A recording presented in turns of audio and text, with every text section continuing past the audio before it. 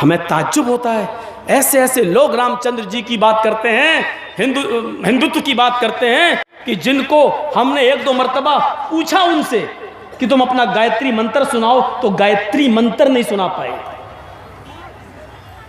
मैंने उनसे पूछा कि गायत्री मंत्र क्या है, तो उन्होंने सुनाया, ओम भूर्भुवः स्वः तत्सवितुर्वरेण्यं भर्गो देवस्य धीमहि धियो यो न प्रचोदयात्।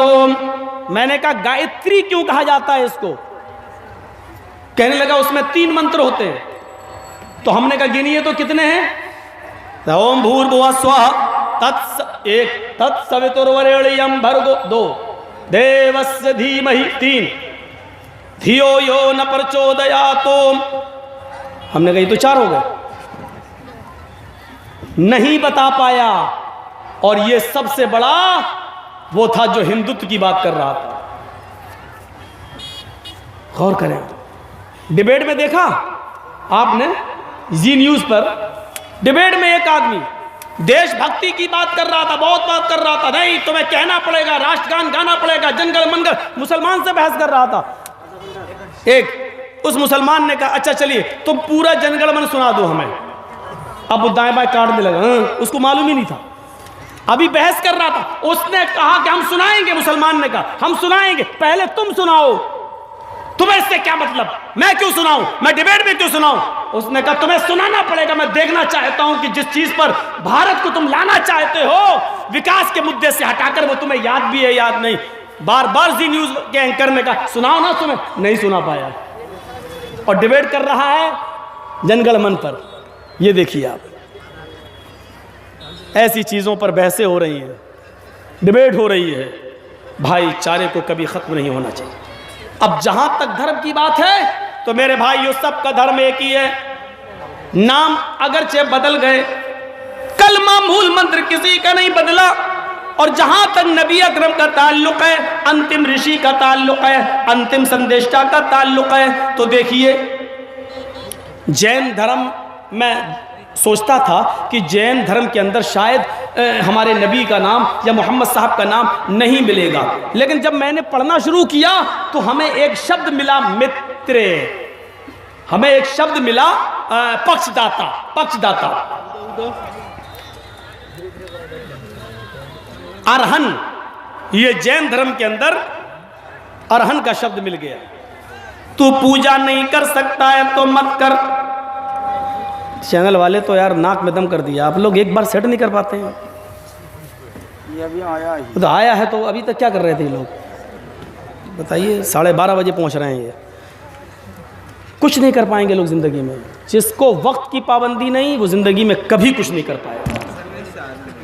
कहीं से भी आ रहे हो, वक्त बहुत अहम होता है।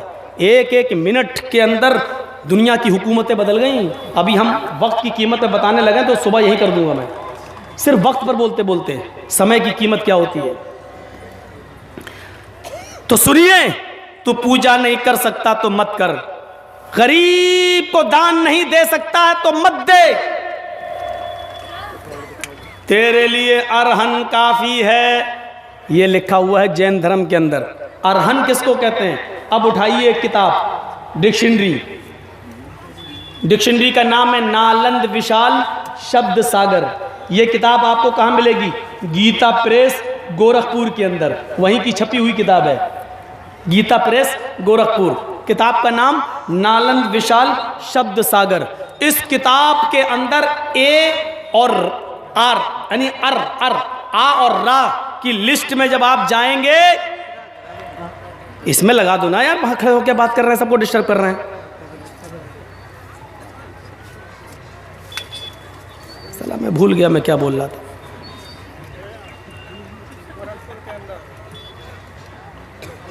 गीता प्रेस लगाने दो, उनको बोल रहा हूं मैं, भूला थोड़ी। तो आ और रा में आप जाइए, अरहन। उस गीता प्रेस गोरखपुर से छपी हुई किताब के अंदर अरहन देखेंगे, नालंद विशाल शब्द सागर। अरहन का माना, मीनिंग आपको मिलेगी पक्षदाता, सिफारिश करने वाला, शिफात करने वाला। अब बताइए, पूजा ना करना पाप है? गरीब की सेवा न करना पाप है। महावीर जी कह रहे हैं तू पूजा नहीं कर सकता तो मत कर, गरीब की सेवा नहीं कर सकता है, गरीब को दान नहीं दे सकता तो मत दे।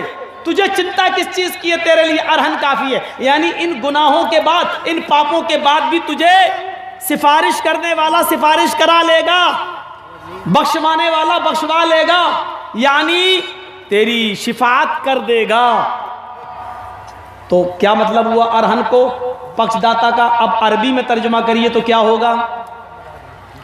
अरबी में अरहन तो संस्कृत हो गई और अरहन की हिंदी हो गई पक्षदाता। अब अरहन को अरबी में अगर आप कहेंगे तो उसको कैसे कहेंगे मालूम है? शफीउल मुज़नबीन। मुज़नबीन मानी गुनाह करने वाले, पाप करने वाले, और शफी मानी पक्ष, सिफारिश करने वाले। शफीउल मुज़नबीन गुनाहगारों को, पापियों को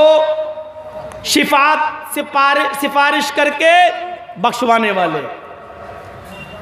अल्लाह के नबी क़यामत के दिन इन पापियों को जो जहन्नम के किनारे खड़े होंगे, अल्लाह के दरबार में कहेंगे, अल्लाह हुक्म देगा इरफा रासक, ऐ मोहम्मद अपना सर उठाओ, सल मांगो तो उतर दिया जाएगा।